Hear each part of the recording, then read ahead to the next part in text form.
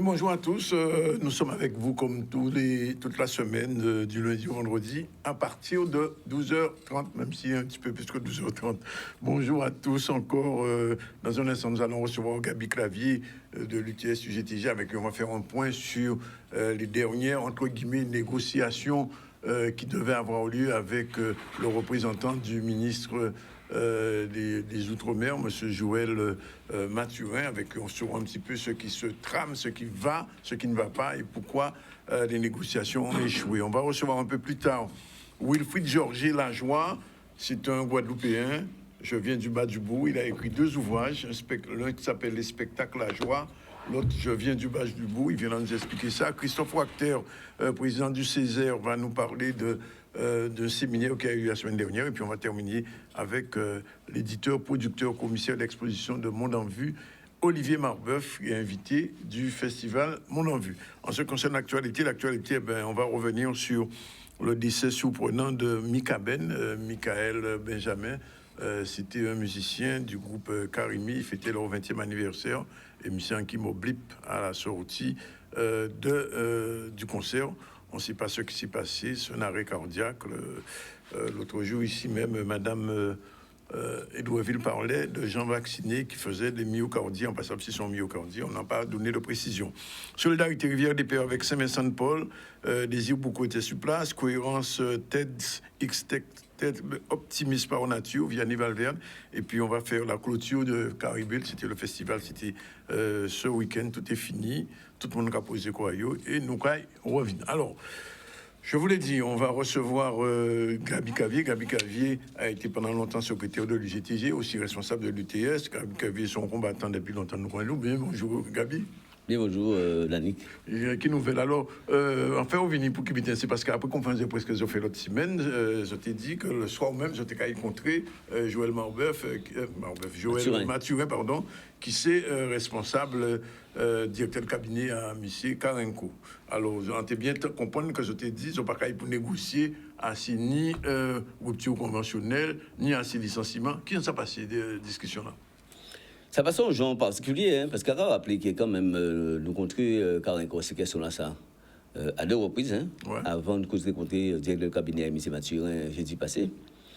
Nous-mêmes également trappé quelques communications avec M. Mathurin avant contre là pour bien signifier que bon, nous pas venir là pour nous payer faire cinéma, c'est que ce soit une proposition à faire nous tel que côté annoncé au mois de septembre, au mois de juillet d'abord et ensuite au mois de septembre là nous contré une délégation à collectif là à la préfecture Bastet à cette matin le 26 septembre. Là ils nous a confirmé, a affirmé, a soutient que nous pour l'intégration. Il y a des questions à l'intégration là. Pas de négocier, pas de derrière. Oui, il y a exactement les termes précis qu'il dit nous. Pour leur intégration, c'est acquis. Oui. Celle pour les maïs, c'est que vous qui j'ai qu'à convaincre les derniers récalcitrants, notamment parmi les médecins, convaincus. Et deuxième question, c'est dans quelle modalité? Parce que nous avons dit c'est réintégration, paiement et indemnisation. Et même si les questions du paiement des salaires, il dit là aussi pour le massage à régler, c'est Chalis qui est payé. Ah bon? On n'a pas les barons, on n'a pas de gens achetés. Parce que, encore une fois, c'est tellement déjà en contact entre eux, puisqu'il y aura la recherche de solutions. On va rappeler que les propositions que Karek fait, nous, c'est une proposition que l'État a déjà fait, nous, depuis au mois de décembre 2021. On va rappeler décembre 2021, pour être maintenant au même niveau que la Martinique et la Guyane. M. Viran et M. Castex ont été différés l'application vaccinale là, si bien que Moun Martinique commençait à suspendre janvier-février. Guyane suspend sans être suspendu puisqu'il fait des contrôles si schéma vaccinal des personnels de manière aléatoire, c'est-à-dire qu'on fait un tirage au sort. Si vous priez dans le tirage au sort là, vous pouvez faire un contrôle, si vous pas prié, vous pouvez rester comme ça. Donc jusqu'à présent, c'est une Guyane qui pour jamais demander schéma vaccinal là. Donc en différenciation que l'État a accepté pour le fait qu'il n'y a pas de cas vaccinal en Guadeloupe, le fait qu'il n'y a pas de contestation, il dit qu'on fait à partir de janvier-février. Et quand il essaie les directeurs d'établissement traiter ça parce qu'il faut faire pédagogie, il faut convaincre le monde, il faut discuter avec le monde, il faut consulter les instances, il faut consulter également les mondes qui sont concernés, de façon à ça que ça ne vienne pas en opposition frontale. Quand on a décidé autrement avec les directeurs d'établissement en Guadeloupe, ils disent qu'on faut un coup de chaîne, un coup de frein, tout ça est pris. Et donc, les premiers suspensions sont tombées en Guadeloupe le 13 octobre 2021. 13 octobre, CHU, les eaux claires, mais également tout reste à la suivre. Après ça, CHBT, Beaupertuis, Selbonne, PSM, mais également tous les établissements privés. Donc depuis le 13 octobre, les premiers sont tombés. Puisqu'on a rappelé quelle est la loi. 2021. 2021. Ça fait une année quand même, puisqu'on en est. Je dis là, ça fait une année 4 jours. Donc ça veut dire quoi? Nous avons une différenciation. L'État a décidé qu'à mettre ça de manière progressive. Et ça, les directeurs d'établissement font en Guadeloupe, qui est public, qui est privé. C'est que, comme la loi même, c'est le 15 septembre et 16 octobre, et 15 octobre, pardon, ils disent qu'ils font un calendrier différent qui est à la force, par dérogation, si vous voulez, première dérogation. Et donc, ils ont proposé un calendrier d'octobre, novembre. Les derniers monde qui est suspendu, c'est novembre, fin novembre, personnel soignant.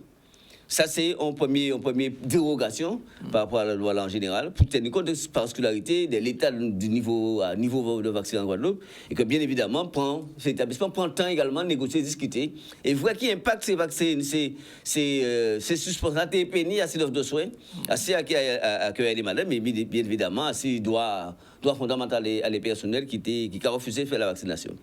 Donc, deuxième proposition que nous avons à ces questions-là, ça, c'est contre que nous faisons M. Chalus en janvier, dans le d'évacuer la région, il a confirmé nous, effectivement, l'État d'accord à payer, à réintégrer tout le monde, mais qui paye les 3 mois de salaire qui a concerné donc 3 mois pour mettre au même niveau que Guadeloupe, Martinique, Guyane, et pour le reste, c'est la négociation. Nous sommes en mois de janvier,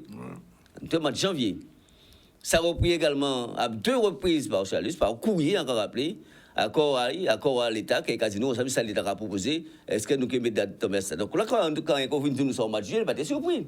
Puisque ce sont des débats qui a fait depuis longtemps au niveau du gouvernement là, la réintégration possible, les questions de l'indemnisation du paiement sont questions qui peuvent jouer à 2 niveaux. Un premier niveau de mise à niveau par rapport à d'autres pays, mais également un deuxième niveau de négociation. Quand on dit ça, dit premièrement, l'indemnisation, il faut y aller.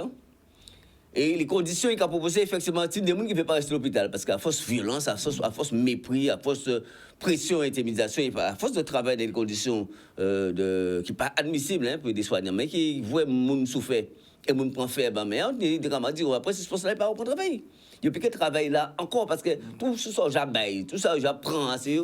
Avant tel mépris, on ne peut pas à l'aise dans une situation comme celle-là. Avec sauvage qu'il a fait, on ne peut pas à l'aise. Dans ce cas-là, si ce monde n'avait pas dit, bien évidemment, il a proposé de départ à la retraite anticipée à partir de l'âge de 52 ans. 52 ans, on départ à la retraite à taux plein. Et évidemment, c'est une disposition qui est ouverte pour tout le monde, qui est vacciné, qui n'est pas vacciné, de façon à ce que, bien évidemment, le récit objectif à eux, bien dit objectif à eux, c'est supprimer des centaines d'emplois. On a rappelé en 2016, l'Inspection générale des affaires sociales fait une expression au CHU, il dit 1000 personnes en trop dans le CHU. 1000 personnes en trop. Combien de personnes au total au CHU? 3200 agents. On est 2200 titulaires, à peu près 7 à 800 non titulaires contractuels. Ouais. Mais en emploi payé, on a 3000 salaires qui sont sortis au CHU chaque mois. Okay? Il faut estimer que, compte tenu de taille à nouveau l'établissement là, parce qu'il a fait plus de 300 lits, nouveau établissement là, qui a fait moins de 300 lits. 700 lits. 700 lits, oui. Autorisé. Moins de 300 lits. Ouais. Au moins 300 lits qui sont supprimés.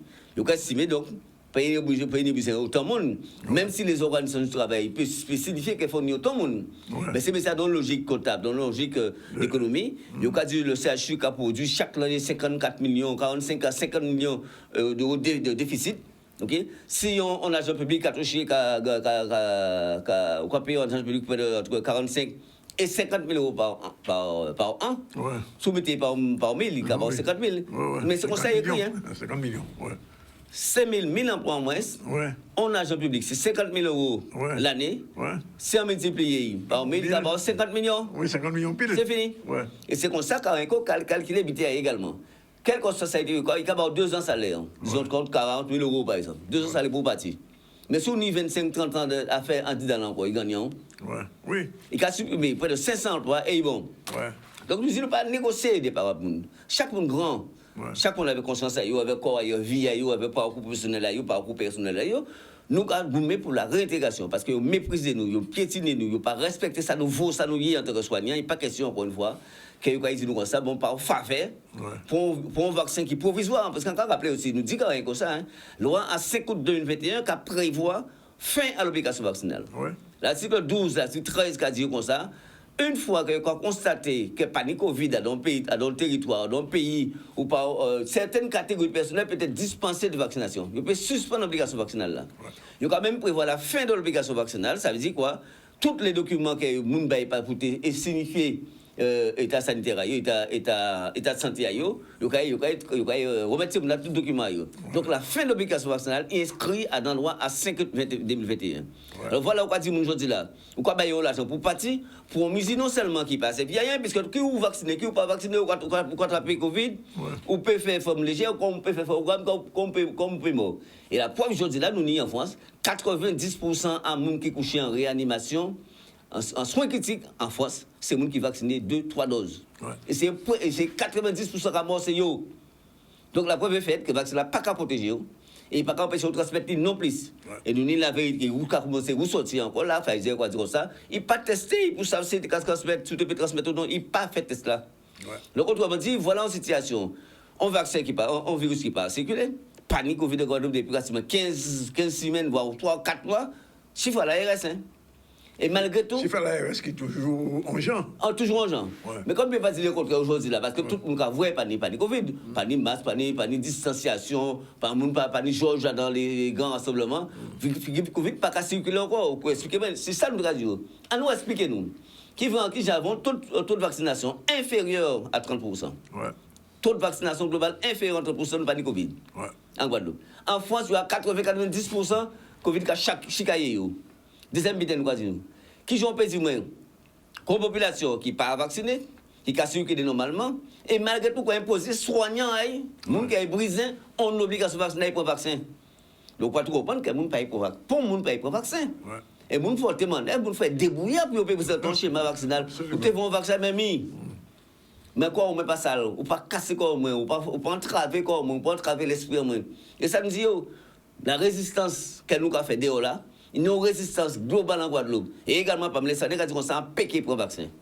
Donc, tous ces éléments-là, sociologiques là, ça, politiques là, ça, économiques là, ça, financiers là, ça, même humaines là, ça, doit être contribué à prendre des solutions définitives pour arrêter l'absurdité là. Ça. Alors, les arrivées, par rapport à ça qui déjà dit, qui de Chalus, qui de Karinko, quand Mathieu propose les autres, finalement. Alors, évidemment, c'est justement là nous venons en temps surpris. Ou non, ministre qui a parlé à la préfecture, devant préfet, devant 4 dirigeants syndicalistes. Et qui a dit, ok, pas de souci, nous allons faire une contre-proposition. Dès le lendemain, nous faisons une contre-proposition, on démarche, on pose d'accord. Il a dit que nous proposons négocier à 3 niveaux. Premier niveau, là, nous faisons un accord cadre entre l'ARS, l'État, le préfet, et bien évidemment, les organisations syndicales, pour faire quoi qu'il y ait un accord cadre qui dit la réintégration est déterminée dans les conditions ci-après. Quelles sont les conditions? C'est ça qu'on détermine ensemble pour un accord cadre. Et chaque établissement qui a la possibilité, elle fait représentant du personnel, elle fait déléguer à négocier les conditions de réintégration compte tenu de situations particulières à chaque établissement. Parce que c'est un établissement qui suspend le monde alors qu'il est en grève. Qui suspend le monde alors qu'il est en formation, ou en accident de travail, ou en congé de maternité, ou bien il suspend le monde qui est un contrat déterminé, pas mal faire un contrat pour suspendre. Sans côté, ça nous perd en termes de rémunération, en termes de carrière, en termes de projet de formation, projet individuel. Donc, c'est ça pas de réhabilitation. La réhabilitation, c'est réintégrer les gens, réhabiliter dans le parcours professionnel, dans le revenu, dans l'argent, dans la tête, dans le corps, dans l'affectation aussi. Parce que c'est des gens qui ne mettaient pas en vie dans le même service que vous avez. Il y a peut-être des projets de formation, des projets d'évolution. Donc, on y a une évaluation à faire si. Non seulement évaluation technique, mais évaluation également si il y a des dégâts qui fait dans la tête à ces gens-là, ça aussi. C'est ça nous croit que réhabilitation. Donc nous faisons M. Carré comme proposition, nous avons négocié un accord cadre. Accord cadre là, ça qui a pour objectif, bien évidemment, de fixer prétention là et accepter revendication là, la réintégration, à charge pour chaque établissement, mettre en place des négociations, établissement par établissement, pour ça que j'ai réintégré personnel directement. Et troisième niveau là, c'est un niveau pour les libéraux, parce que là aussi, à cette question-là, ça, quand on dit ça pour les libéraux, il ne va pas qu'il j'ai faire parce qu'il ne va pas comprendre pourquoi un médecin va vacciner. Mais quand nous répondons, même nous, même pas même comprendre pourquoi vous vaccinez. Parce qu'à hôtel, à information qui a circulé, pour payer ça, ou à hôtel là, ça, ou quand ils prennent une, 2-3 doses toujours. C'est quoi son l'argent, chaque fois, il pique. Donc, autrement dit, nous disons, d'ailleurs, comptez-nous, le 26 septembre, à la préfecture, OK pour la réintégration, OK pour l'indemnisation. Maintenant, à l'aide, nous avons les conditions de réintégration. Et c'est pour ça que nous faisons une proposition. Donc, nous avons attendre réponse depuis le 20 septembre. Nous avons apprendre que Mathieu est venu ici. Nous avons dit, OK, d'accord, peut-être c'est moi qui vais négocier avec nous, tel que nous avons laissé négociation là, au mois de septembre. Nous avons dit, nous finalement, pas ni mandat pour négocier la réintégration. Nous disons, ben, d'accord, venez chez. Mandat, quoi, au tini. Ah ben, il y a plein d'argent. Pour l'argent, ils ont tout l'argent même, ils ont valise l'argent. Ils ont qu'à 6 000 l'argent, c'était à nous. Ils viennent acheter d'autres. Oui, évidemment. Ils ont acheté Via, Conscience, Divinia, ils ont acheté. Je dis, monsieur, nous pas vendre, premièrement. Là, nous ne sommes pas contre avec Areco, c'est la réintégration et les conditions d'intégration à négocier. Okay? Mais l'intégration est acquise. Donc, nous disons, nous ne pas parler avec eux. Nous pas saisir, nous vivons à celle-là, nous pas saisir. Est-ce que c'est ça ou dit nous au téléphone, comme quoi, ou parti de mandat? Si vous parti de mandat, allez chercher un mandat et nous lever, nous partir. C'est du mépris. C'est du mépris pour le monde qui a rappelé que vous mettez des hauts sans respecter pour matière de procédure qui est dans le secteur public là, qui est dans le secteur privé là. C'est des gens qui mettent des hauts alors qu'ils ont applaudi. C'est des gens qui mettent des hauts alors qu'ils ont dénoncé par libre arbitraire, par intelligence, un système qui n'est pas certain et qui est confirmé comme étant violent, mais également qui pénalise pour vous-même. En tête à ou pas bien, là, ou pas certain. Et là, on peut se licencier, on peut mépriser, on peut harceler pour point. Non, ça pas bon. Donc là, monsieur, quand vous venez dire ça encore, après 1 an de difficulté, 1 an de souffrance, et heureusement, encore une fois, nous avons une solidarité à Guadeloupe qui permet de nous rester debout, en tête encore, en l'esprit, avec musique, avec artistes, avec manger, avec boire, avec l'argent. Et heureusement, les milliers de Guadeloupéens qui sont victimes à violence à ça, et heureusement, nous avons ça l'autre nous. Donc c'est pour ça que nous disons fièrement, nous disons, ok, nous ne pouvons pas parler avec eux, ok, et nous allons directeur à CH là pour matin là, pour demander, est-ce que ça, monsieur, dit-nous là, ou dans le même état d'esprit là? Parce que là où il va évidemment, il va venir, il disparaître. Parce que là où on va dire nouveau directeur arriver au CH, c'est ça, ils disent également. Ils ont nommé, ils viennent pour l'apaisement. Donc, ça, on peut bien Gabi, il n'y a pas de parole, alors c'est mon c'est pas de parole, c'est des menteurs. On regarde la Covid là. Porter masque, pas porter masque, masque bon, masque pas bon, Covid pas bon, Covid sorti au Rwanda, c'est au Japon, après ça. C'est de la connerie, encore une fois, c'est du mépris pour la personne humaine, pour l'intelligence à monde. C'est ça caractéristique à l'État français, je dis là. Tout l'État, l'Occident, tout l'Occident, j'ai arrêté avec l'obligation vaccinale. Tout l'Occident, j'ai arrêté avec les musiques, vous comprenez? Ça pas servi à rien.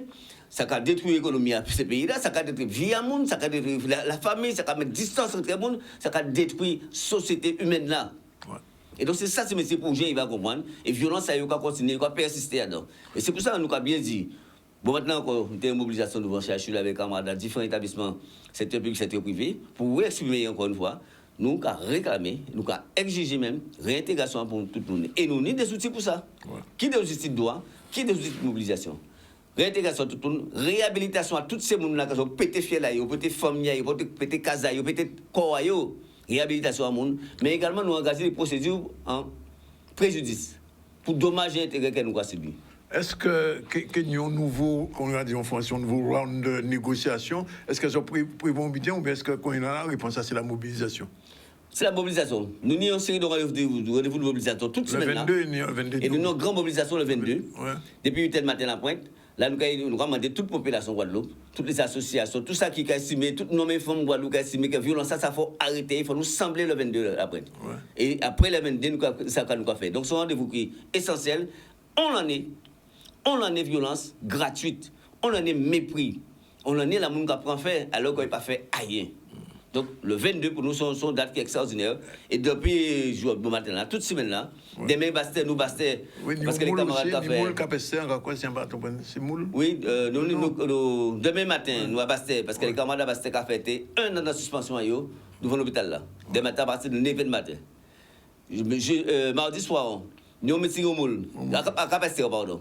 Capester à vélo. Et jeudi soir, nous au moule. Nous avons fait une série de meetings d'information et grande mobilisation là, c'est samedi. Nous au combat. Est-ce que nous avons pensé, Gabi, que notre négociation avec Mathieu? De toute façon, c'est clair pour nous. Ce n'est pas une nouvelle négociation, réintégration, pas ni système de santé. Il n'y a pas où crier les autres, il n'y a pas essayer pour reprendre contact? Absolument pas. Absolument pas. Quand on fait quoi, et après ça fait nous là, et vous ne pas prendre. Parce que nous, on est quand même un petit respect pour nous, pour le monde. Même si on l'autre, on fait en tant que soldat. Mais on va partir là. Au moins, à point là, nous sommes là, parti de là. Et vous pouvez dire, c'était 10 autres ça, mais finalement, ça n'a pas marché encore, le gouvernement n'a pas d'accord, nous pas 10 autres ça encore. Pourquoi pas j'ai dit ça? Et quand dit 4 personnes qui étaient en négociation, quand il pas dit ça. Quand tu vois même l'autre on était comme satellite là, il pas dit nous ça, il pas dit ça comme ça. Ça veut dire nous sommes bonnes tébé alors. Nous sommes bonnes manglous, nous sommes bonnes c'est des petits monde alors. Ou quand même des grands noms, grand monde qui qualité depuis 12 mois pour une question qui a relevé de l'absurdité et on va venir dire nous que ça pas ça nous tend pas ça monsieur dit. Donc c'est de la foutaise. C'est de foutage de gueule, nous ne sommes pas d'accord. Donc mobilisation, la bénévolat qui continue. Et de toute façon, nous négocier, nous, directeur CHU, ça aussi. Oui, c'est ça qui pose la question là. Elle veut directeur CHU là, qu'est-ce qu'il fait là? Mais c'est clair pour nous. Maintenant, on dit que si nous ne travaillons pas, travailler non plus. Et tous les matins, nous vont bureau. Bon, maintenant, nous avons 5 chats police qui attendent nous. Mais c'est clair. On ne peut pas tranquille, car s'il n'y a pas à faire. Tranquillement, si c'est un bureau, ou sortir river, ou vous directeur CHU. Directeur CHU qui a difficulté, qui a la guerre. Ou sortir dans un terrain apaisé, ou entrer dans une niche fourmi. Ou quand vous comprenez que la fourmi qui est mordée. Et donc, nous bien dit ça. Ou nous avons un problème, vous directeur, ou vous venez dans une niche fourmi. Donc, ça veut dire qu'il faut régler le problème. Il faut régler le problème, nous payer le travail si nous ne pas travailler. Et ça là également pour tout le reste là, parce que Bastet a un nouveau directeur également. Oui, parce que madame l'a bâti. Il partit, il y a tout le bâti. Tous ces criminels là qui bâti, il y en a pris l'autre. Côté l'on bâti. On y deux trois directeurs de l'entourage. De Nuc j'ai bâti. Côté l'on bâti. On y vite bâti. Manvillem Bastet bâti. On y Bouchot PSM c'est Claude qui bâti. Toutes ces gros malfaiteurs là ils bâti. C'est petit caca donc arrêté. Mais c'est petit caca là là pour qui est fermé, qui est cerclé et qui est réglé ou même qui est couvert pour tout permettre tout. Parce que ça c'est ce fait là nous paye G point. Nous va dire ça nous paye G point, ça il fait nous là. Donc nous dit secteur CHU là. Nous comme bien dire considérer à part vous qui fait nous mal. Nous pas de problème avec eux et nous pas venir problème avec eux. Ça nous commande c'est respecter droit nous et liberté nous. Alors organiser avec le gouvernement et nous n'a qui nombre là pour dire ça je ne peux pas gérer le CHU dans cet état de guerre. Bien évidemment que vous autres même accueillis. Parce que c'est nous qui sommes victimes. Nous bien dit ça. Donc, nous, la dernière fois, nous voyons, semaine passée, bien évidemment, il était à Paris, qui a négocié, qui a essayé de trouver des solutions d'apaisement. Parce qu'il y a un hôpital à construire, encore rappelé. Un nouveau hôpital à construire. Une nouvelle organisation à mettre en place. On a un déficit abyssal à régler également. Et on a une déconstruction à conscience, à corps soignant là même, de corps soignant, que c'est disloqué. Encore rappelé, le CHU, 400 personnes recevaient de suspension totalement illégale. 400 personnes totalement illégales. Les gens qui ne vont pas travailler, c'est parce que le Covid passé, ils ont une chance de trapper le Covid. Vous avez une chance de trapper une maladie. Vous permettre de travailler. Donc, ce là, nous avons 180 dossiers devant le tribunal contre ces directeurs CHU là. 186 dossiers précisément. Camarade d'intégration, paiement et indemnisation. Et combien de total qui suspendent? Au départ, on dit que nous avons 400 personnes. 400 personnes. C'est-à-dire connus, c'est-à-dire gens qui viennent vrai nous. Mais près de milliers. Y compris les libéraux dans ça? Non, les CHU seulement. Les libéraux, tous les établissements comptent 1600 personnes. Au total même? Établissements publics, privés et libéraux.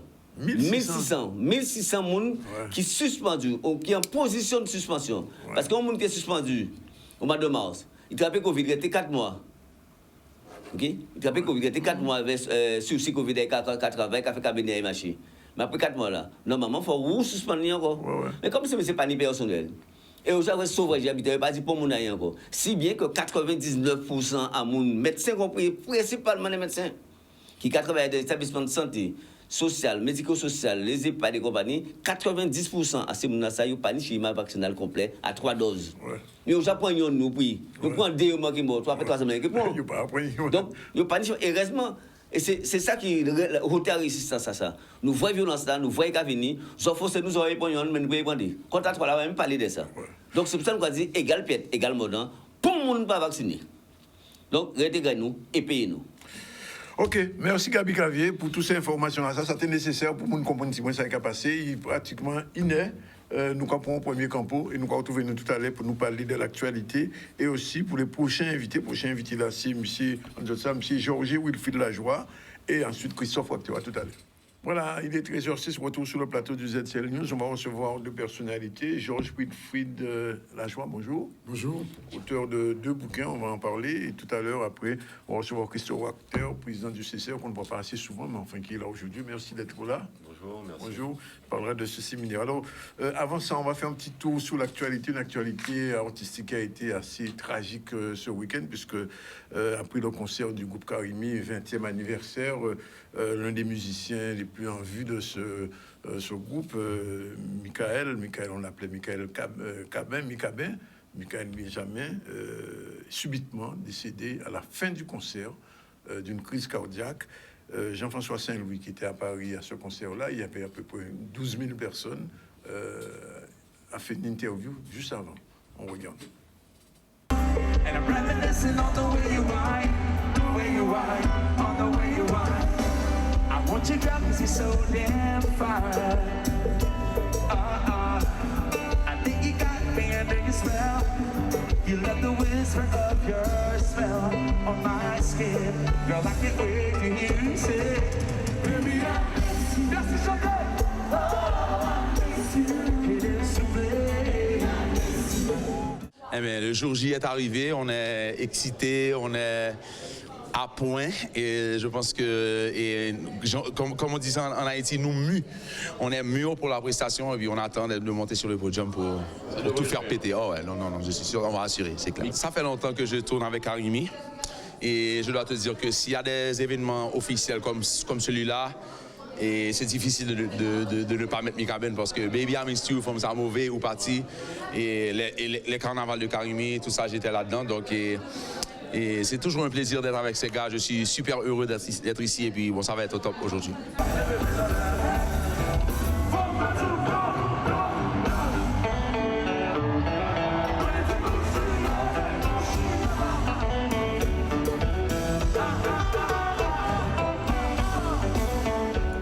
De dire que cette mort subite a causé un grand émoi dans le milieu musical antillais, caribéen, haïtien, guadeloupéen, martiniquais qui aimait bien Mika Ben. Et c'était le retour du groupe Karimi qui s'était un petit peu cassé il y a quelque temps, il y a 2-3 ans, et Mika Ben qui disparaît comme ça.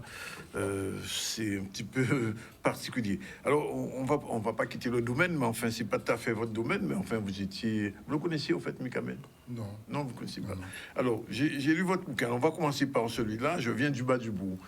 C'est une référence de dire qu'on vient du bas du bout, qu'on a réussi dans la vie. Une référence pour moi, parce que il faut toujours se retourner pour ses racines. Je suis parti du bas du bout. Oui. Logiquement, je pense que j'ai fait un petit parcours qui est quand même intéressant pour moi parce que j'avais pas d'outils pour arriver jusque-là. Alors, pour les gens qui ne savent pas, il faut savoir que Bas-du-Bout, c'était considéré dans les années 70, même jusqu'aux années 80, comme un quartier, on va dire, défavorisé de Basse-Terre. Il y a Rivière-des-Pères maintenant, mais il y avait déjà Bas-du-Bout. Le Bas-du-Bout, on va dire, mais c'est mon Bas-du-Bout, c'était pratiquement quelque chose d'assez presque méprisant à l'époque. Hein. On n'avait pas de bonne image. Oui. On n'avait pas de bonne image. Bon, je dis que c'était pas un ghetto comme Harlem. Oui, non, c'est pas un ghetto. Mais c'était un petit peu... C'était un quartier particulier. C'est ça. On était un petit peu délaissé quand même. Oui. Un petit peu délaissé. Mais ce Bas-du-Bout, quand même, c'était une ville dans la ville. Oui, parce tout à fait. On avait quand même 7 boulangeries au Bas-du-Bout. Ouais. On avait garage. Il y avait le cinéma. On avait cinéma Tivoli. Oui. On avait restaurant, on avait bar, on avait boulangerie, comme je viens de dire. On avait des épiceries, on avait tout, le cinéma Tivoli. On avait tout là-bas aussi, donc on était bien dans notre Bas-du-Bout. Oui. Et il y avait beaucoup de musiciens au Bas-du-Bout aussi. Oui, il y avait quelques musiciens, comme, je ne sais pas si je peux dire le nom. Les Aiglons, ils sont du Bas-du-Bout. Ils sont nés au Bas-du-Bout. Ils sont au Bas-du-Bout. Zachille aussi. Zachille, Néoplat, Gérard Néoplat, c'est du Bas-du-Bout aussi, hein, effectivement. Oui. Et ce que vous, enfin, j'ai lu ce que vous disiez là-bas, et donc vous avez commencé par la danse. Alors, James Brown était à l'époque votre idole. Monsieur Pop. Mon idole, j'ai connu ça par mon cousin Georges Distin. Oui. Je suis allé chez lui, effectivement, il dansait. Oui. Moi, j'ai plus habitué à le côté touriste. Il était basketteur, c'est lui. Georges Distin, c'est mon cousin, basketteur, absolument. Donc, j'ai chez lui, il mettait de la poudre par terre pour danser sur le plat, sur Otis Redding. Oui. Alors, quand j'ai vu ça, c'est des mouvements que je ne connaissais pas, c'est la glissade. Oui. Du coup, je devais aller à la messe. Alors, tous les dimanches, j'allais plus à la messe, j'allais voir mon cousin pour répéter. Sauf que mes parents m'envoyaient à la messe, mais j'y allais pas. J'allais répéter. Jusqu'à Alors, vous alliez à la messe à la cathédrale ou à la chapelle du bâtiment? cathédrale. La cathédrale, quand même. À la cathédrale, quand même. Oui. Parce qu'on avait un petit carnet. Oui. Pour chaque fois qu'on rentrait, on était coché pour savoir si on était venu à la messe. Oui. Alors donc, je n'étais pas un bon élève, puisque Otis Redding m'avait influencé sur ce domaine-là. Oui. Finalement, après, j'ai pu faire le rhythm and blues, danser.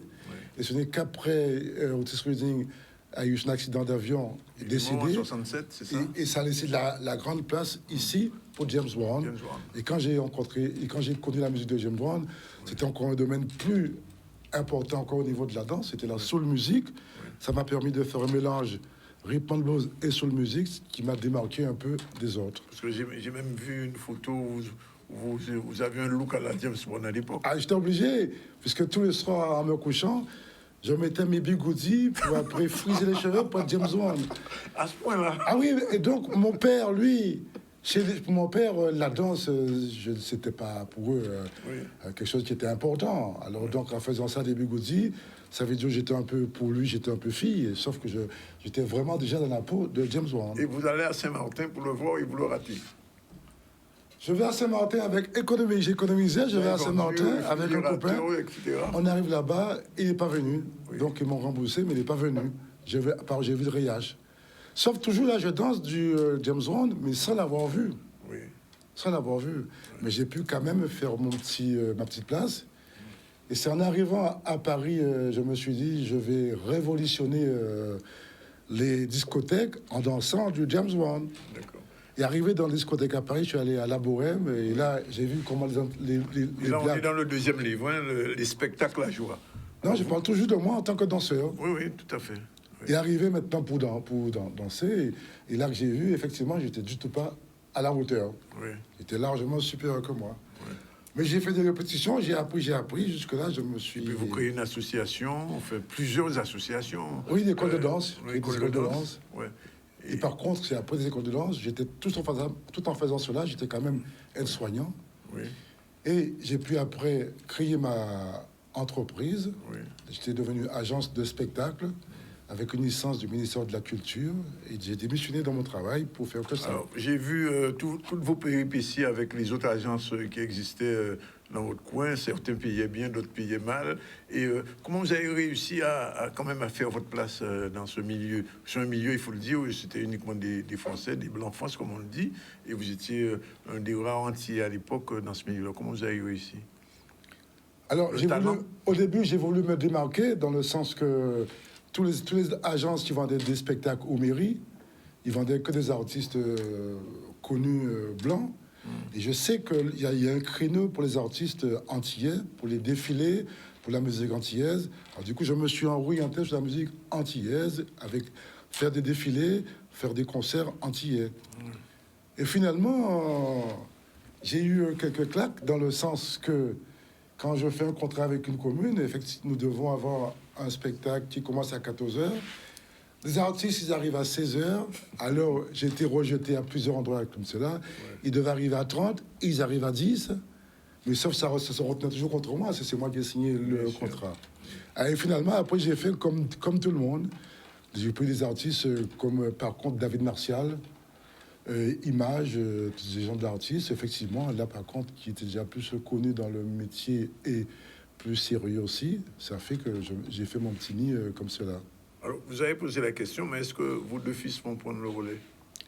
À partir du 1er janvier 2022, nous sommes passés chez l'agence, chez le notaire, tout, et ils sont responsables de l'agence, les deux. Oui. Et vous avez arrêté vous-même? Alors moi, maintenant, je suis à la retraite, oui. Mais je m'occupe maintenant de la production. Ah. Donc je ne vends pas des spectacles aux mairies, je m'occupe que de la production. Oui. Mais production de spectacles. Spectacle, oui, absolument. Oui. Et vous avez eu contact avec beaucoup d'artistes antillais quand vous étiez là-bas? Alors, moi, en ce moment, je produis un groupe que j'ai créé qui s'appelle Tribute... C'est plus Soleil Show. Tribute Compagnie Créole. Oui. Et maintenant, nous sommes sur un deuxième qu'on a commencé à faire des spectacles. Ça s'appelle le Tribute Cassave 13. Ils sont 11 sur scène avec des cuivres et tout cela.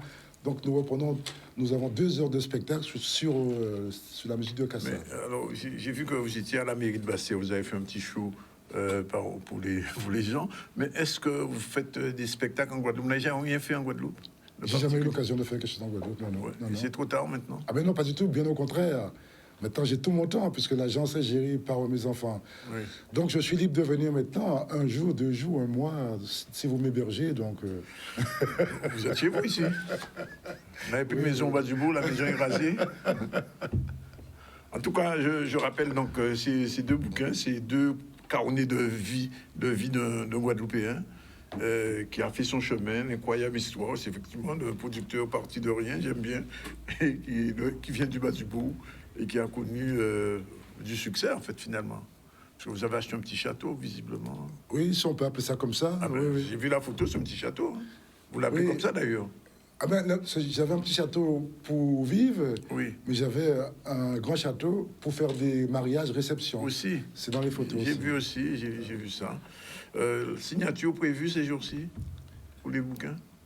Oui, ça par contre, ça se passe avec mon éditeur, Willy Nestor. Oui.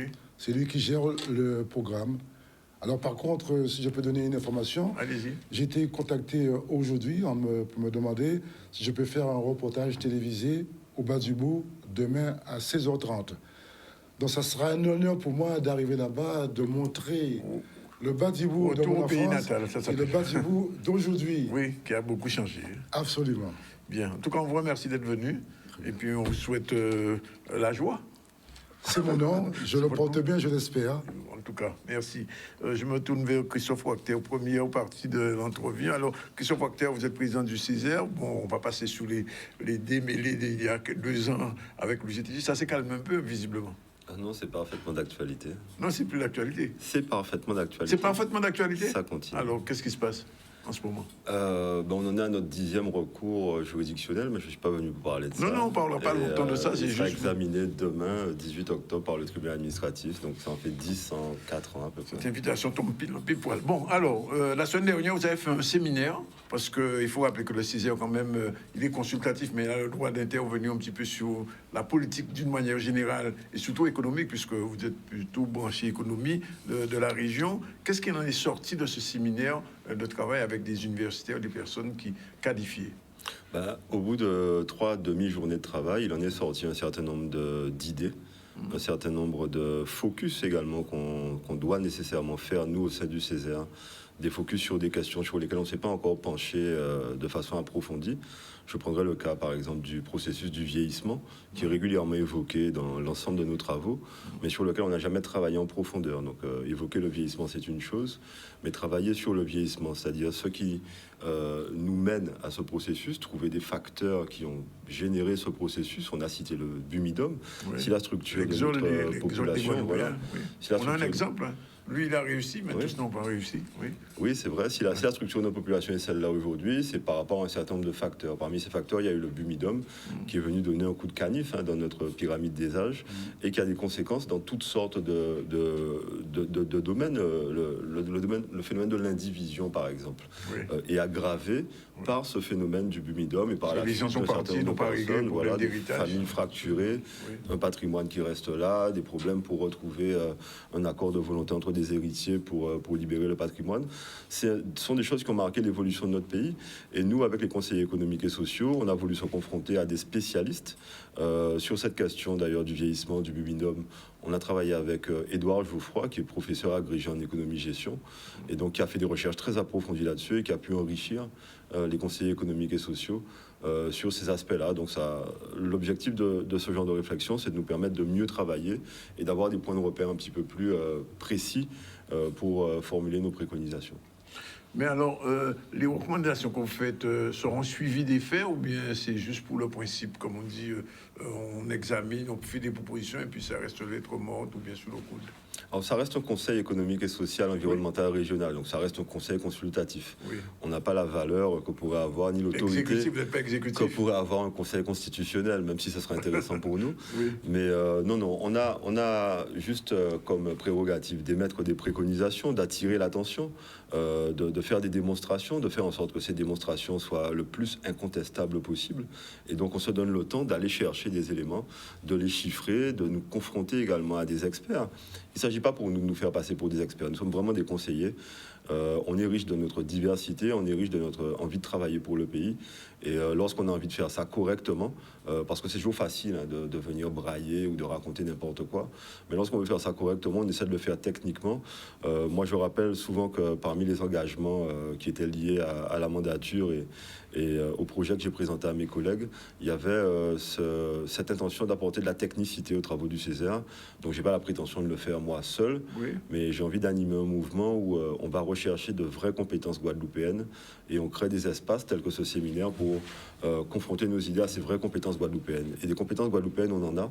Et je crois que la vocation d'un conseil tel que le nôtre, c'est de permettre à ces compétences guadeloupéennes, justement, de venir s'exprimer et de venir encadrer un peu nos travaux. C'est ce qu'on a fait dans le cadre de ce séminaire. Au niveau du développement économique, puisqu'il y avait un chapitre qui était sur cette question, quelle perspective vous tracez pour le pays? Parce que, bon, on sait bien que les choses ne sont pas faciles en ce moment en Guadeloupe. Après le Covid, il y a eu beaucoup d'entreprises qui n'ont pas réussi à réémerger. Qu'est-ce que vous proposez? Vous pouvez proposer?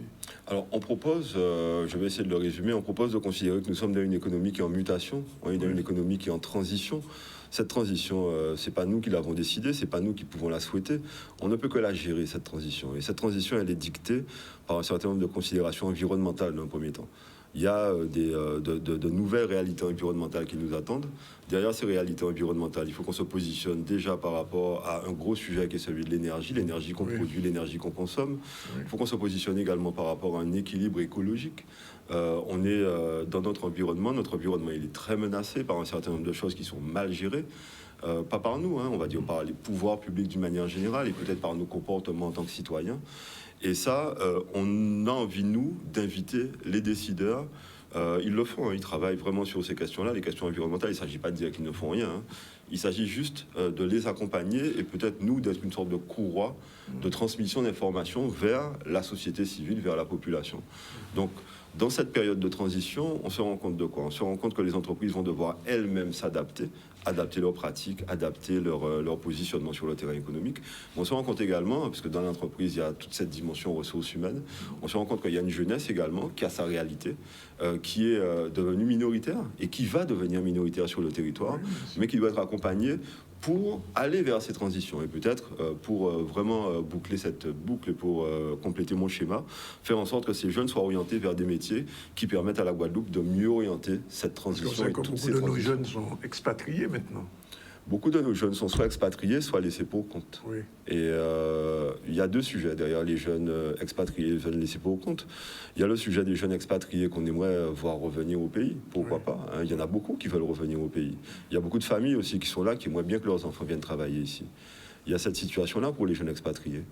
Les jeunes laissés pour compte, ce sont ceux qui cherchent une activité, tout simplement, qui cherchent à se réaliser dans cette société des années 2000, qui a ses réalités, qui a ses mouvements de population, qui a ses diverses migrations, ces migrations qui rentrent, ces migrations qui sortent, et tous ces jeunes qui ne savent pas trop où se positionner.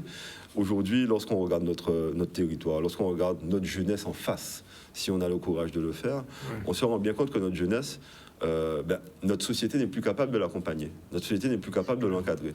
On se rend compte que notre jeunesse, elle est en grande majorité perdue. Cela ne veut pas dire que lorsqu'on va à la porte de l'université ou des centres de formation, on ne voit pas des jeunes motivés qui en ont envie, qui ont envie de se réaliser, qui ont envie de trouver leur place dans cette société.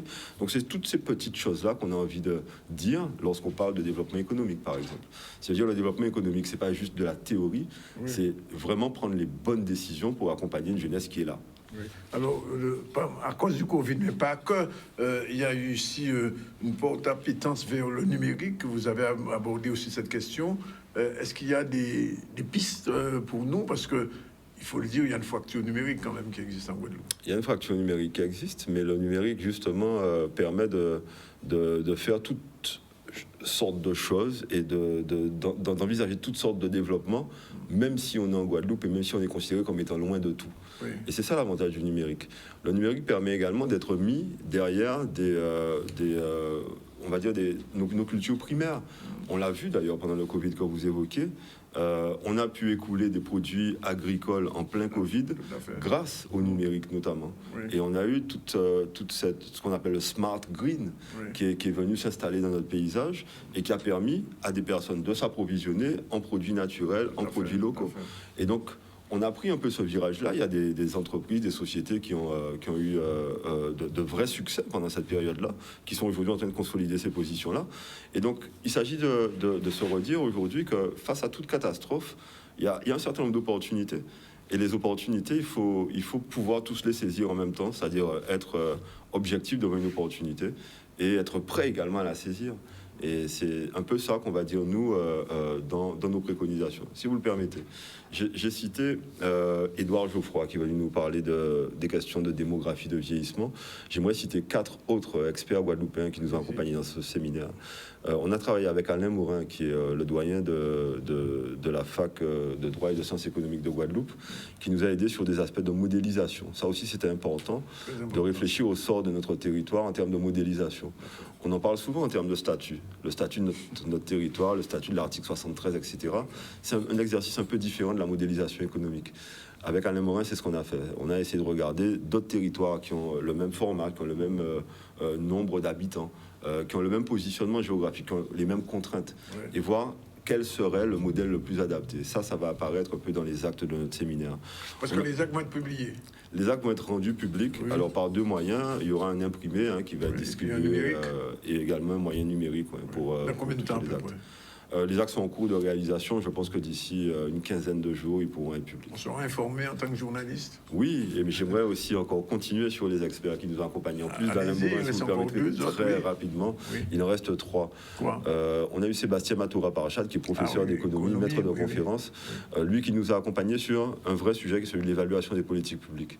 Comme je dis souvent, un sujet qui ne s'improvise pas. Il ne s'agit pas de donner une opinion sur des hommes politiques. C'est pas ça l'évaluation des politiques publiques. Il s'agit de donner un avis motivé, respectable sur des politiques publiques, sur la construction de ces politiques publiques, sur leur déploiement. Et Sébastien Matoura-Parachat nous a donné quelques clés pour mieux faire ce travail-là.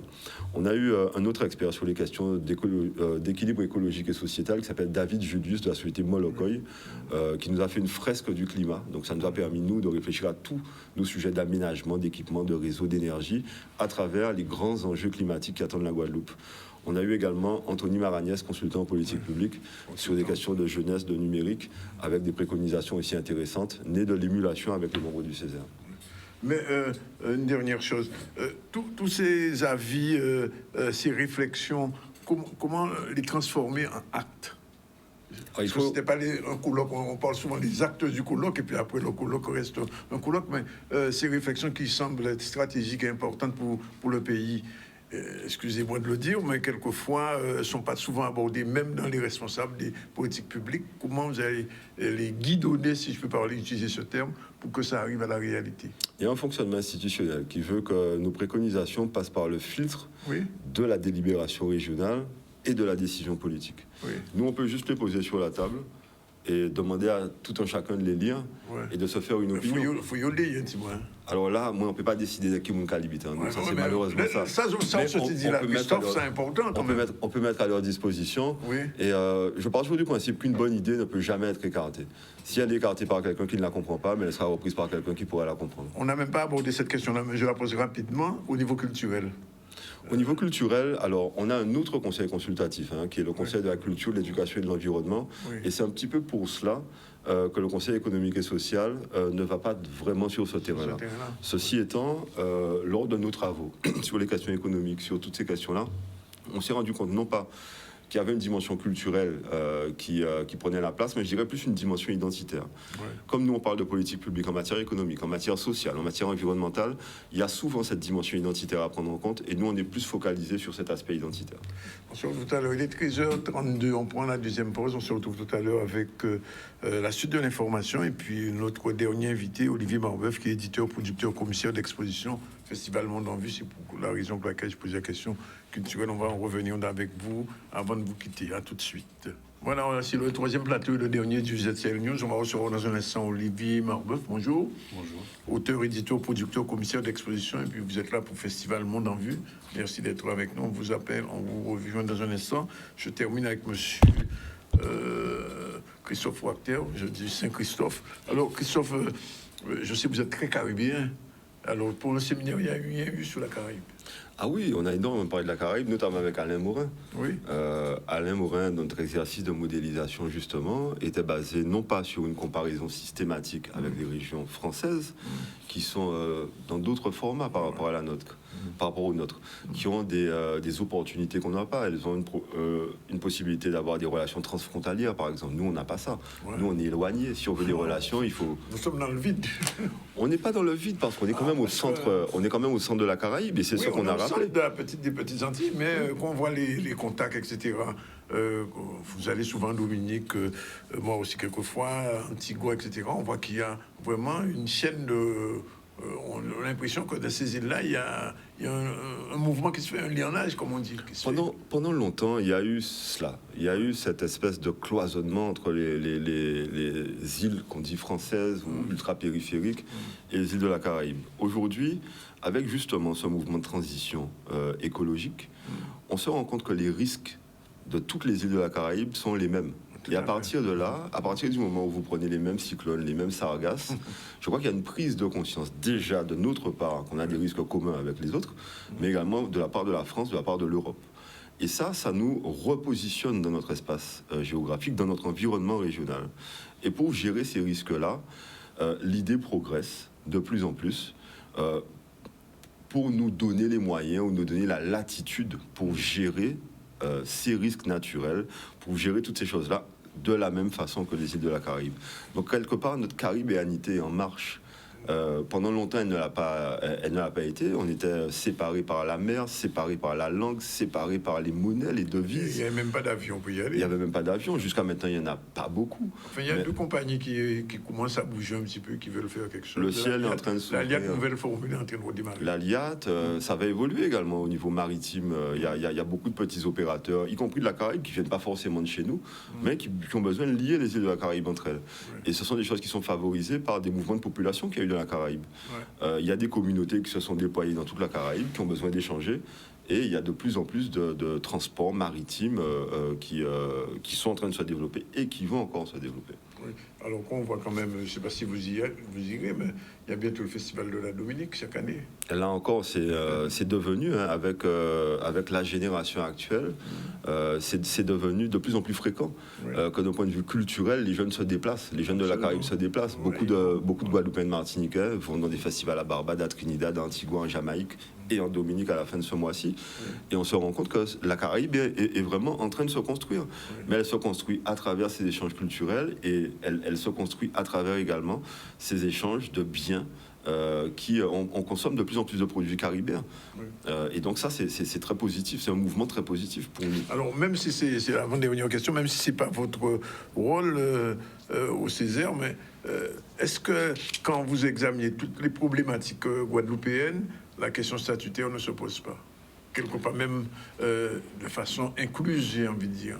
Alors, la question statutaire se pose toujours, mais moi, ce que j'ai observé depuis à peu près 20 ans que je m'intéresse à cette question-là, la question statutaire empêche de régler de vrais problèmes. On croit que débattre... En réglant les problèmes, oui. Voilà. Je crois que si on retourne un peu la chose... On retourne un peu la chose. Si on affirme un certain nombre de choses, il y a des sujets qui sont souvent évoqués comme la souveraineté alimentaire, par exemple. Oui. La souveraineté alimentaire, derrière ce sujet-là, qui est un sujet incontournable. Personne ne peut passer à côté de sa souveraineté alimentaire. Derrière la souveraineté alimentaire, il y a un réajustement statutaire à envisager. Et je crois que la question statutaire, il ne faut pas l'envisager comme une rupture, à mon avis, mais il faut l'envisager comme une évolution par palier à travers des problèmes qu'on identifie, derrière lesquels on se met tous. Et en partant de là, on pourra aller négocier des choses, on va dire, de nouvelles façons de considérer les choses qui auront des prolongements statutaires. Et je crois qu'il faut commencer par le menu. Alors, dernière question, je vous la pose, c'est pas votre sujet non plus, mais on l'a posé d'autres questions, je vais connaître moins. C'est ce qui se passe à Petit Canal. C'est-à-dire Total Énergie veut prendre une partie du territoire agricole pour implanter des éoliennes. Les agriculteurs résistent, le maire est un petit peu entre deux, le conseil général n'avait pas une vision particulière de ça. Au Césaire, vous n'avez pas discuté de ça, mais en tant que citoyen guadeloupéen, comment vous voyez ça? Je pense qu'il aurait fallu reconsidérer cette question-là. Je crois qu'il y a deux vrais sujets derrière cela. Il y a un sujet qui est celui de la production agricole. Oui. On sait très bien qu'on a besoin de cette production agricole. On sait très bien que ces terres-là sont utilisées à produire et à créer de la richesse. Alors bien sûr, on peut rentrer dans un débat sur la diversification, en se disant qu'on est dans des monocultures, que dans ces monocultures, on ne nourrit pas la population. Ça, c'est un autre débat. Il y a le débat également de la production d'énergie propre. Donc il y a deux vrais sujets derrière ça. La question que moi je me pose, c'est avant d'en arriver à cette situation conflictuelle, parce que vous avez en Guadeloupe, pour faire évoluer les choses, on passe forcément et très souvent par cette solution de conflit, ce conflit qui dure longtemps, ce conflit qui est clivant, ce conflit qui laisse des traces.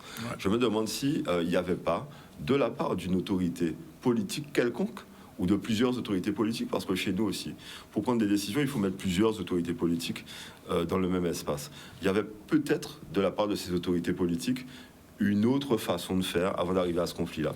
Et espérons également que ce conflit-là, qui existe aujourd'hui, sera le point de départ d'une nouvelle méthode de travail sur ces questions-là. Lorsqu'on a deux vraies questions, qui sont des questions essentielles pour notre territoire, qui rentrent en conflit, et qu'on se dit que voilà, on est là, spectateur de ce conflit qui va gagner, je pense que c'est aussi un mauvais calcul qui a été fait au départ. Merci Christophe Roquelaire. Quand les actes de votre séminaire au Paris, on vous reverra. Avec grand plaisir. Merci, on vous invite déjà. On revient à l'actualité. L'actualité, c'est la solidarité avec Rivière des Pères suite Fiona, tout de suite avec Saint-Vincent-de-Paul. Désir beaucoup, t'es sur place, on regarde. La Guadeloupe est un pays avec une population très solidaire et résiliente. Et dès que nous faisons appel aux dons, très souvent, les gens se mobilisent. Et c'est ce que nous avons trouvé au sein même de notre société Saint-Vincent-de-Paul, qui est formée de 9 conférences. Les conférences, ce sont des équipes de bénévoles. Donc nous en avons 4 en Grande-Terre et 5 en Basse-Terre. Donc toutes ces conférences se sont mobilisées. Mais nous avons aussi voulu nous joindre au Kiwanis, qui a mobilisé une équipe pédagogique au niveau du pensionnat de Versailles, et des enfants ont su récolter du matériel scolaire, prendre dans leurs petites affaires pour aussi faire ce geste solidaire pour tous les enfants sinistrés de Rivière-des-Pères. Mon fils a adhéré à l'association des catéchistes depuis 2 ans à Versailles.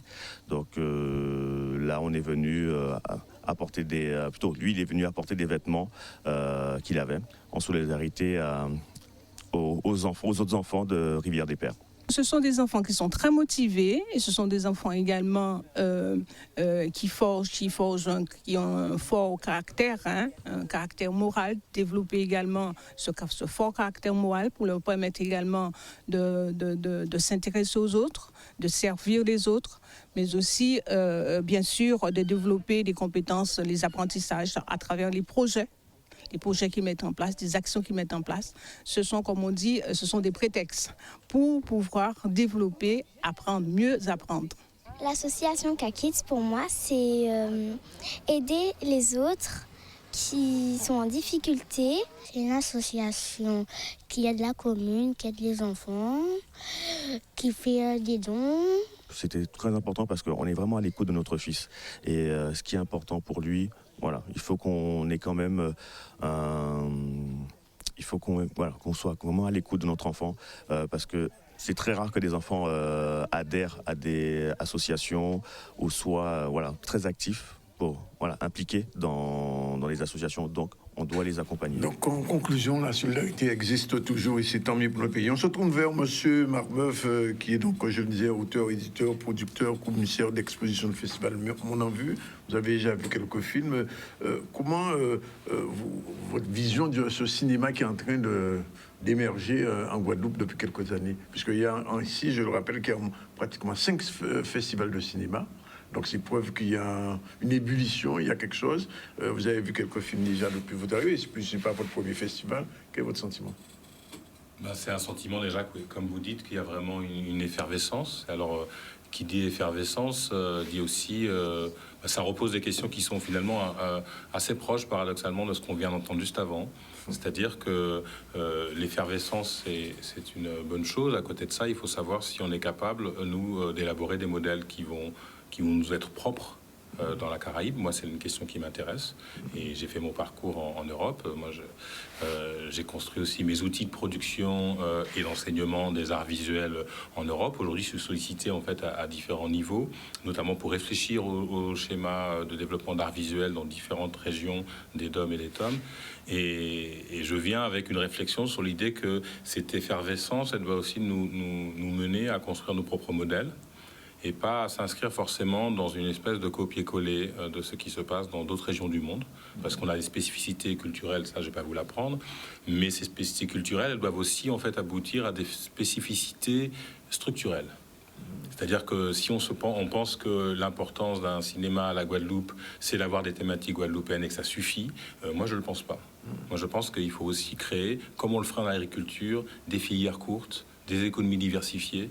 Sinon, en fait, on va se retrouver avec quelque chose qui, au niveau thématique, satisfait peut-être un peu plus les habitants de l'île, mais au niveau structurant, ne créera pas des capacités propres à la région à devenir une place forte. Et une place forte, c'est aussi une place reliée, évidemment, à la grande région Caraïbe. Alors, parce qu'il y a deux problèmes qui se posent aujourd'hui dans cette filière au cinéma, c'est la formation et puis le reste.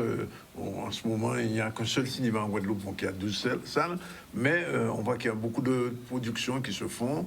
Et est-ce que vous sentez quand même la naissance de cette filière, et non pas sa nécessité, elle est obligatoire, mais cette naissance, son organisation, sa structuration, comme vous dites? Moi, je pense que souvent dans la culture, la première impulsion vient toujours des créateurs. Oui. Donc, moi, je peux le dire, je pense que dans nos régions, on n'a jamais manqué de créateurs. Jamais, dans tous les domaines. C'est vrai. La musique, les arts, le théâtre et le cinéma, les images en général, la littérature. On ne peut pas dire qu'on ait manqué de créateurs. Ouais. Pourtant, il y a quelque chose qui n'est pas satisfaisant dans la manière dont les choses se passent. Ouais. Donc on voit bien que de nouveau, l'impulsion créative est là. Des jeunes gens veulent s'emparer de nouvelles thématiques, veulent essayer de faire des choses. Donc on a cet effet d'ébullition. Simplement, le circuit de diffusion n'est pas diversifié. Ouais. N'est pas très spécifique. L'accompagnement à la formation est un peu à la recherche de ces modèles. Et moi, c'est un moment que je trouve très intéressant parce que je pense qu'effectivement, les modèles dominants qui nous viendraient de l'Europe et notamment de la France pour ici sont aussi un peu à bout de souffle. Et peut-être notre chance, c'est que finalement, il y ait moins de modèles à suivre pour le coup, au regard de l'époque. Et je pense que ça correspond aussi à des situations dans d'autres domaines avec la crise climatique, parce que pour nous, dans le domaine de la culture, il y a aussi une forme de crise, parce que les crises climatiques, les crises industrielles, les crises des énergies sont aussi des crises des manières de penser et de se penser en tant que culture. Et du coup, pour nous, acteurs de l'art et de la culture, il faut qu'on s'empare de cette nouvelle imagination et qu'elle infuse dans le secteur entier. Qu'on ne se contente pas de se dire il nous faut quelques champions dans le domaine de la culture et de l'art. Je sais que ça rend fiers les Guadeloupéens. Et on a peut-être une fragilité à cet endroit-là. Oui. C'est-à-dire qu'on est facilement content qu'un artiste ou qu'une artiste guadeloupéenne soit mis sur le devant, même si le reste de la filière ne fonctionne pas au quotidien. C'est clair. Et voilà, moi je pense qu'on a une opportunité de faire quelque chose de nouveau en trouvant aussi d'autres alliances, et on l'a dit juste avant, en se renouant, en échangeant beaucoup plus dans les manières de faire avec nos voisins de la Caraïbe, en n'étant pas les yeux sur Paris pour savoir quoi faire. Mais alors la question qui se pose aussi, c'est de savoir est-ce que des gens comme vous qui vivent en France, le lien avec la Guadeloupe est plus pertinent et plus récurrent, parce que c'est ce qui manque quelquefois. Je ne parle même pas de la question de la visibilité au cinéma ni à la télévision en France, mais je parle simplement du lien entre ce qui se fait là-bas, avec tous des gens comme vous, des cadres. Il y en a beaucoup de Guadeloupéens informés. Moi, j'en ai connu beaucoup, mais malheureusement, qui restent là-bas et qui ne reviennent pas. Moi, personnellement, je rentre, en fait. Ah, bah ça c'est une bonne nouvelle. Et je je pense qu'il y a Ils viennent parler de ça. En fait, il y a un phénomène global, en fait. Le retour au pays, c'est important. De désir de retour. Oui. Pas pour la retraite, pour le coup, pour travailler, pour apporter de l'expertise. Et ce qui est intéressant à cet endroit-là, c'est que c'est une hypothèse qui, je pense, n'avait pas été imaginée par les gens qui nous ont formés. Voilà. Normalement, tout est fait pour qu'une fois qu'on arrive à un certain niveau de visibilité et de reconnaissance sur une scène, ce qui est mon cas en France, on est installé et on est dans le système. Alors on vient de manière un peu plus folklorique. On vient en vacances. On vient voir en vacances, on vient voir la famille, et ça c'est important. Mais on ne s'investit pas en fait dans le territoire. Moi je pense que nos territoires ont une énorme pertinence par rapport à l'époque dans laquelle on vit. Alors on connaît malheureusement pour nous les pertinences liées à des drames, notamment climatiques. On est extrêmement exposé au réchauffement climatique. Donc nous, c'est pas juste une vue de l'esprit, c'est une actualité, c'est une réalité. Réalité directe. Mais ce faisant, est-ce qu'on pourrait pas inverser ça en disant on est au cœur de l'actualité, est-ce qu'on pourrait pas être au cœur de l'imagination du futur? Oui. Moi, c'est ce qui m'intéresse, et aussi pour ça que j'organise progressivement mon retour, aussi autant pour former des gens que pour développer des nouvelles alliances dans la région, comme mon collègue Malcolm Ferdinand, qui a écrit ce livre qui s'appelle Une écologie décoloniale. C'est pas non plus être juste le sujet central d'une question, c'est être aussi l'endroit à partir duquel on pense. Et moi, ce qui m'intéresse, c'est de penser maintenant depuis la Caraïbe. Et je crois qu'on est à un moment donné, on est capable de le faire. Je ne suis pas sûr qu'on en soit encore assez convaincus collectivement. C'est ça le problème. Mais moi, je suis certain que c'est le cas. Et donc, il faut y aller maintenant. Christophe, je suis obligé de te demander de réagir à ce qu'il dit, parce que tout à l'heure on parlait de cette envie de faire revenir au pays nos cadres, et pas seulement des gens qui viennent ni en vacances ni à la retraite. Ce que dit M. Marbeuf correspond un petit peu à la volonté du Césaire et des présidents du Césaire. Moi, c'est la première fois qu'on se rencontre. J'apprécie beaucoup le discours de M. Marbeuf et l'exemple que vous prenez pour vous-même, en fait. Vous êtes en train de nous démontrer que la création a une dimension constructive et structurante pour notre territoire. Moi, mon propos, et c'est ce par quoi on a commencé lorsqu'on a échangé au début, mon propos consiste à dire qu'on est un peu souvent pris d'un carcan entre la revendication et le conflit. Et beaucoup de personnes qui veulent revenir nous disent ça, en fait. Moi, j'ai des cousins, des amis qui me disent « Ouais, bon, j'ai réussi ailleurs, au Canada, etc. Mais si je reviens dans votre truc, là, je sens qu'on va me bloquer, on va me coincer. » Et la démarche que vous faites, c'est elle qui est positive. À mon avis, il faut une vague qui vient montrer que le monde, il est vaste, en fait. Le monde est vaste. On sait qu'ici, on n'a aucun problème de créativité. Ici, on n'a aucun problème pour conquérir le monde. On n'a aucun problème pour conquérir le monde. Par contre, on a un problème pour sortir de notre petit chiclette à nous. Mais une fois qu'on en sort, on peut conquérir le monde. Ça, c'est sûr. Et le vrai travail, à mon avis, c'est faire sécher le chiclette, en fait. Je vais faire une petite remarque. On va finir tout à l'heure avec un sujet sur un festival qui s'est terminé hier. Guillaume Laurin, vous connaissez ? Qui a fait Vanille, me dit qu'il n'a jamais été invité par aucun festival de cinéma en Guadeloupe, alors qu'il est promotionné aux États-Unis, il est promotionné aussi au Brésil, etc., etc. Il s'étonne qu'aucun des organisateurs de festivals, alors nous on l'a invité, on a un festival de BD, on l'a invité, il a présenté son film pendant le festival. Samedi, il y a une grosse foule qui est venue voir Vanille. On va faire un petit retour sur le festival Caribule. C'était la fin hier soir. C'est juste pour vous demander une réaction après. On regarde le sujet. Je suis contente d'avoir proposé une vraie édition de Caribule. Et aujourd'hui, c'est la clôture. Et on est très content d'avoir accueilli le grand public, les fans de manga et la clôture en musique avec notre artiste star, Drexy.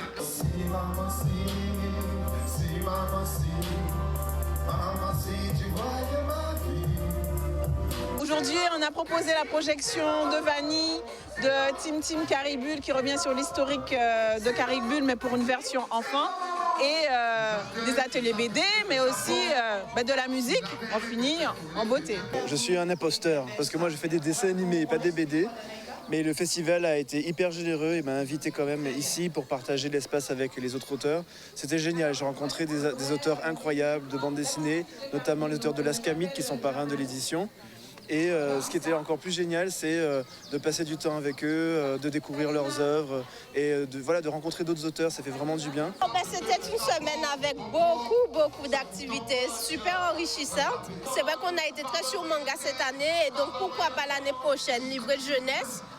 Pourquoi pas aussi une édition spéciale femmes et aussi pourquoi pas une édition spéciale jeunes talents, parce que lors des différents ateliers, même lorsqu'on avait fait en septembre dans un centre commercial, il y a les jeunes vraiment qui ont un potentiel. Donc c'est voir comment mettre ça en exergue et valoriser en fait ce qu'ils font tout simplement. Voilà, je vous fais l'interprète de Guillaume Laurin. Alors, il disait que les festivals l'ont un petit peu oublié. Il ne faut pas dire ça à Madame Elisabeth Gustave, que Guillaume Laurin, il va réaliser ici jusqu'en janvier, il va réaliser un second film. Peut-être pas la suite de Vanille, mais il m'a dit que c'est quelque chose d'autre. Il faudrait qu'on passe un petit peu. Et c'est ça, justement, ce cycle dont il parlait, c'est que nous avons oublié ça qui est en nous. Bah déjà, moi, je voudrais rendre hommage à Elisabeth Gustave parce qu'elle fait un sacré travail. Oui, c'est déjà. vrai. C'est un festival qui a une programmation avec un nombre de films limité, mais tous très bien choisis. Tout à fait. Moi, c'est aussi par elle que j'ai retrouvé un contact plutôt culturel avec Lille, donc je la remercie. Et elle fait en sorte aussi qu'il y ait une chose essentielle dans un festival, que des acteurs de différents endroits, régions et pratiques se rencontrent. Et donc, c'est aussi un endroit de réseau. Après, j'ai envie de dire... Vous savez que moi, on a un souci avec nous-mêmes, quoi. Oui, oui. On a beaucoup de mal, je pense que c'est même devenu un signe culturel, à se reconnaître entre nous, à se flatter. Oui. Moi, je vais avoir reçu des récompenses, des flatteries ou des mots élogieux qui me viennent de France. Oui. Mais pour trouver vraiment quelqu'un de Lille pour dire la même chose, non, il y a quelque chose... Donc il y a une chose sur laquelle j'ai envie de dire, on doit aussi s'améliorer. C'est un signe culturel, mais qui pour moi est un blocage. On passe plus de temps à se chamailler qu'à se dire du bien les uns des autres, et on va être très fiers de celui ou celle qui va vraiment être honoré, alors que nous, on doit aussi créer notre manière d'honorer les nôtres. Et ça, il faut qu'on s'aime. Et on attend effectivement que ce soit les autres qui nous honorent, et là, du coup, on devient quelqu'un d'important. Voilà, et je pense que ça, c'est quelque chose qui fait partie qui est presque devenu un trait culturel, mais qui est un problème structurel. Oui. Pour honorer, il faut pouvoir accompagner, accueillir en résidence des gens qui sont peut-être, pour l'instant, ils vont en Europe, au Canada, aux États-Unis ou ailleurs, parce qu'il y a des Guadeloupéens partout, et qui puissent venir faire une résidence d'écriture ici, qui puissent venir faire... Donc, il faut que des structures pour que les gens ils se réacclimatent à l'endroit. Et puis, je pense qu'il faut qu'on sorte de nos rapports mythologiques entre les locaux et la diaspora, parce que qui ça sert, cette séparation-là? Moi, c'est ça ma question. La question de fond, c'est qui ça sert. Et ça ne nous sert pas à nous. Oui. Ben, tu sais, le CE, la commission culturelle du conseil régional, je n'y travaille. Très bien. Bien, voilà, merci, c'est fini pour aujourd'hui. Je rappelle qu'en début d'émission, on a reçu Gabi Clavier de l'UTS-UGTG sur la question des salariés suspendus qui est loin d'être résolu. Et le problème, eh bien, ça va être probablement dans la rue, puisque samedi 22, il y aura une grosse manifestation qui est prévue pour pouvoir protester une fois de plus. Wilfried Georges Lajoie, je viens du Bas-du-Bourg, les spectacles Lajoie. Il est venu présenter 2 ouvrages qui viennent sortir. Bas-du-Bourg, c'est un quartier populaire de Basse-Terre, et cet homme, visiblement, il a réussi, il a même acheté un château. Il faut dire, il est revenu présenter ça. Christophe était avec nous, président du Césaire, pour parler de ce séminaire qui s'est déroulé il y a une semaine à peu près, et qui a abordé des questions fondamentales pour la Guadeloupe et stratégique et sur le développement. Et puis on a été heureux d'accueillir Olivier Marbeuf, qui est de retour, qui va s'installer en Guadeloupe. Et ça, sont bonnes nouvelles pour la Guadeloupe, parce qu'on a besoin de ça. Sinon, l'actualité, c'était la dernière ITV de Michael Benjamin, avant qu'il décède subitement à la fin du spectacle de Karimi. C'était samedi soir à Paris. Solidarité avec Rivière des Pays. On a vu que les enfants, eux aussi, sont solidaires. Et puis on a clôturé avec le festival Caribule qui s'est terminé hier dans la soirée. On vous remercie de votre attention. On se retrouve demain à 12h30 pour une nouvelle édition du ZCL News.